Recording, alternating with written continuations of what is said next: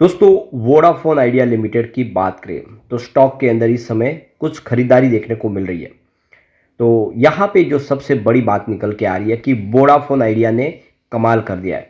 पिछले 21 महीनों के बाद पहली बार वोडाफोन आइडिया के कस्टमर बेस में जो वृद्धि देखने को मिली है और जो लगातार गिरावट थी वो थम चुकी है। तो क्या वोडाफोन आइडिया के दिन पलटने वाले हैं? तो ये जो नई रिपोर्ट है ये क्या कह रही है और किस तरह से वोडाफोन आइडिया ने अपने कस्टमर बेस में जो गिरावट थी उसको रोका है और आने वाले समय क्या अब उम्मीद बेहतर दिख रही है? दूसरी तरफ सुप्रीम कोर्ट ने बहुत बड़ी राह दे दी है वोडाफोन आइडिया को। सरकार ने कहा है कि हम वोडाफोन आइडिया के लिए कोई फाइनल सॉल्यूशन निकालने जा रहे हैं। ऐसे में क्या आने वाले समय ये स्टॉक जो इस समय सिंगल डिजिट में है, क्या आने वाले समय अपनी पुरानी रफ्तार को पकड़ सकता है? क्योंकि एक समय ये 3 डिजिट में हुआ करता था। जानने की कोशिश करेंगे, लेकिन फ्रेंड्स उससे पहले अगर आप पहली बार हमारे चैनल पे आए तो चैनल को सब्सक्राइब कर दीजिए, एक बेल आइकॉन दबा दीजिए ताकि जब भी नया वीडियो बने पहला नोटिफिकेशन आपको मिले। वीडियो पसंद आए तो लाइक से जरूर कीजिए। चलो फ्रेंड्स, वीडियो स्टार्ट करते हैं। मैं हूँ आपका दोस्त एस बी दवे और हमारे अपने चैनल ऑनलाइन कमाई में आपका बहुत बहुत स्वागत है। सबसे पहले वोडाफोन आइडिया के कारोबार की बात करें तो 9.46 पर स्टॉक आपको ट्रेड करता हुआ दिखाई देगा और 0.21% के आसपास की तेजी है। तो पॉजिटिव माहौल है, खरीदारी दिखाई दे रही है। तो ये देख ही सकते हो कि क्लोजिंग 9.44 थी कल की। कल थोड़ा सा दबाव में स्टॉक आ गया था, लेकिन आप देखें आज शुरुआत पॉजिटिव हुई थी। उसके बाद इसमें फिर गिरावट भी आ गई। जो दबाव देखने को मिला 9.27 का लो बनाए, पर हाई बनाए 9.56 का और इस समय स्टॉक अपने ऊपरी प्राइस पे नहीं, फिर से निचले लेवल से इसमें खरीदारी देखने को मिल रही है। अब यहाँ पे इसकी हिस्टोरिकल परफॉर्मेंस देखें तो अभी जो रिसेंटली इसने 10.57 का हाई बना दिया है और उस लेवल से स्टॉक अभी नीचे जरूर है, लेकिन आप देख सकते हो जो गिरावट का सिलसिला था वो थमा है और यही इसका 1 ईयर का हाई भी है और 3 ईयर का हाई तो इसका 19.18 का है। जो आप देख सकते हो पिछली बार तेजी के दौर में आया था उस समय 11 रुपीज़ में एपीओ भी आया था जिसमें बड़े निवेशकों ने निवेश किया था, लेकिन उसके बाद काफ़ी नुकसान हुआ, शेयर लगातार नीचे आया। आप देख सकते हो 3 मंथ का जो लो बना था वो 6.12 का था, यानी स्टॉक ने भारी नुकसान पहुंचा। 19 रुपये से गिरते हुए सीधा स्टॉक अगर आप देखें तो 6 रुपये के आसपास आ गया। ये इसका 1 ईयर का लो भी है, लेकिन वहाँ से इसने शानदार रिकवरी दिखाई है और 6 रुपये का स्टॉक इस समय अगर आप देखें तो 10 रुपये तक पहुँचता हुआ आपको दिखाई दिया। तो भारी भरकम प्रॉफिट भी हुआ है जो निचले लेवल से खरीदारी किए, लेकिन वो लोग जिन्होंने 19 रुपये के आसपास खरीदे उनको अभी भी बहुत नुकसान हो रहा है। वैसे 3 ईयर का लो इसका 5.80 का है और 5 ईयर का लो इसका 4.55 का है। तो कुल मिला के इस स्टॉक ने लोगों को, किसी को खुशी दी तो किसी को बहुत ज़्यादा तकलीफ दे दी। तो फिलहाल आप देख सकते हो पिछले एक सप्ताह से यहाँ पे 0.53% की गिरावट हुई है, लेकिन 1 मंथ का जो रिटर्न है वो 14.93% है। तो कुल मिला के सप्ताह भर में जिसको इन्वेस्टमेंट किया उसको नुकसान हो रहा है। बाकी ओवरऑल अगर आप देखें तो 1 मंथ का रिटर्न अच्छा, 3 मंथ के हिसाब से 31.7% के आसपास अच्छी खासी तेजी बताई है और 6 मंथ के हिसाब से भी 30% के आसपास की तेजी है। तो पिछले 2-4 महीनों में जिसने इन्वेस्टमेंट किया उसको फ़ायदा हो रहा है। 9 मंथ के हिसाब से मात्र 5.93% के आसपास की तेजी है, या तो उतना कोई खास बेहतर रिटर्न नहीं मिला और जिसने साल भर पहले निवेश किया उसको नुकसान ही हो रहा है इस समय।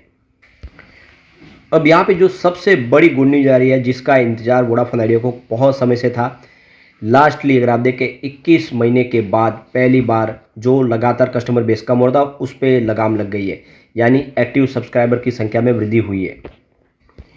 तो ये देख सकते हो कि 21 महीनों के बाद जो डिक्लाइन थी उस पर ब्रेक लगाए। ये रिपोर्ट जारी की है जेफरीज की तरफ से मंडे को, जिसमें ये कहा गया कि वोडाफोन आइडिया के लिए एक संजीवनी साबित हो रहा है इस समय ये मामला जो है, जिसमें पिछले 21 महीनों की जो गिरावट का सिलसिला था वो थम चुका।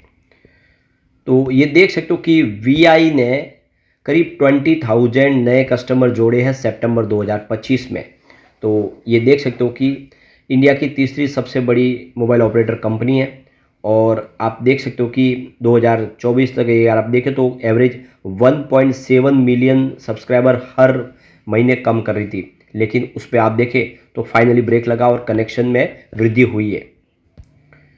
तो ये देखो कि वी जो मंथली करीब 6 लाख के आसपास अपने सब्सक्राइबर कम करा था 2025 तक के पहले, उसमें 65% का इम्प्रूवमेंट देखने को मिला है, यानी पिछले साल के मुकाबले 65% जो सब्सक्राइबर गिरने की संख्या था उसमें कमी आ गई है। तो टोटल 22 सर्कल जो है टेलीकॉम के वोडाफोन आइडिया के, उसमें से 15 जो सर्कल है वहाँ पे इनको गेन देखने को मिला है, वीएल के सब्सक्राइबर बेस में वृद्धि हुई है। तो ये एक बहुत बड़ी राहत मिली है फाइनल। तो ये देखो कि वीआईएल ने करीब 3 लाख नए 4G सब्सक्राइबर जोड़े हैं सितंबर मंथ में। तो ये आप देख सकते हो कि 4G सर्विस जो है काफ़ी अच्छी है वीआईएल की, जिसकी वजह से जो जियो और एयरटेल के मुकाबले वीआईएल की तरफ कस्टमर मुड़ते हुए दिखाई दे रहा है। और 22 सर्कल में से 15 सर्कल ऐसे रहे जहाँ पे इनके कस्टमर बेस में वृद्धि हुई है।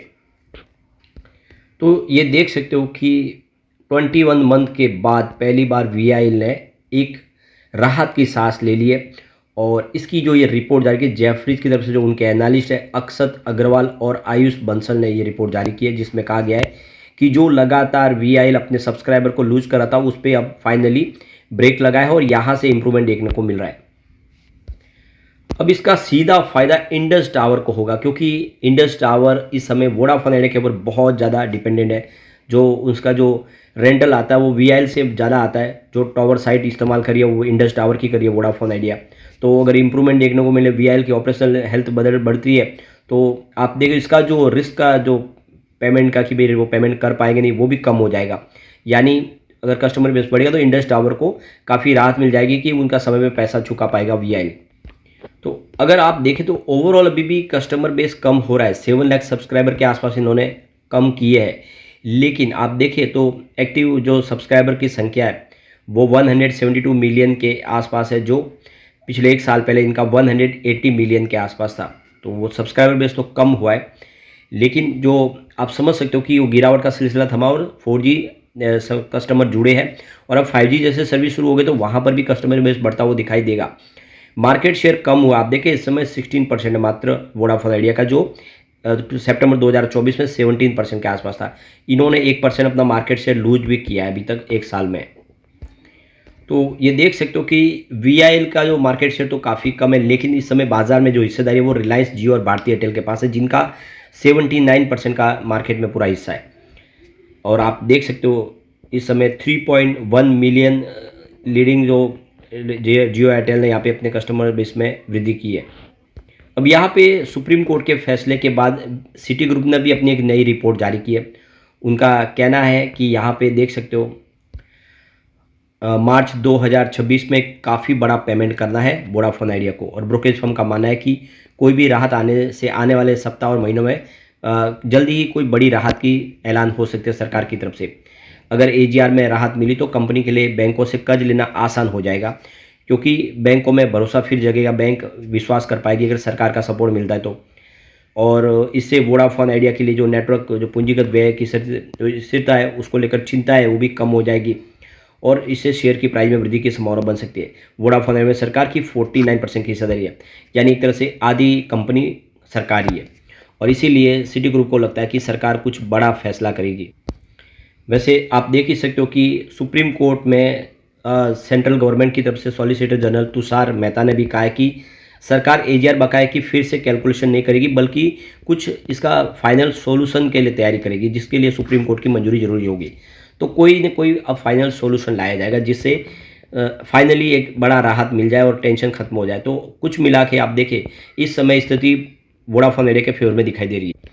तो ये देख सकते हो कि सुप्रीम कोर्ट से राहत मिलने के बाद एजीआर बकाया के लिए जो शांति उनको मिली है, उसके बाद में यहाँ पे वीआई ने भी कहा है कि वह दूरसंचार विभाग के साथ मिलकर काम करने को तैयार है। दोनों मिलके इसका कोई भी रास्ता निकालने की कोशिश करेंगे। तो ये देख सकते कि सुप्रीम कोर्ट ने सरकार को वोडाफोन आइडिया की शिकायतों पर विचार करने की अनुमति दी है, जो भी उनको प्रॉब्लम है उसका निपटारा किया जाए, क्योंकि कंपनी पर एजीआर का 83,400 करोड़ रुपये का इस समय बकाया और कुल कर्ज जो है वो 2 लाख करोड़ के आसपास है। तो ये देख सकते हो कि सरकार की तरफ से कुछ बड़ा फौरी फैसला होगा, जिससे वोडाफोन आइडिया को फिर नई संजीवनी मिल पाएगी। लेकिन फ्रेंड्स, कोई भी इन्वेस्टमेंट करने से पहले अपने फाइनेंशियल एडवाइजर से एडवाइस ले ले या अपना खुद का रिसर्च करें, क्योंकि मैंने वीडियो आपके एजुकेशनल पर्पज के लिए ही बनाए। वीडियो पसंद आए तो लाइक से जरूर कीजिए और चैनल को सब्सक्राइब कर दीजिए। Thank you friends.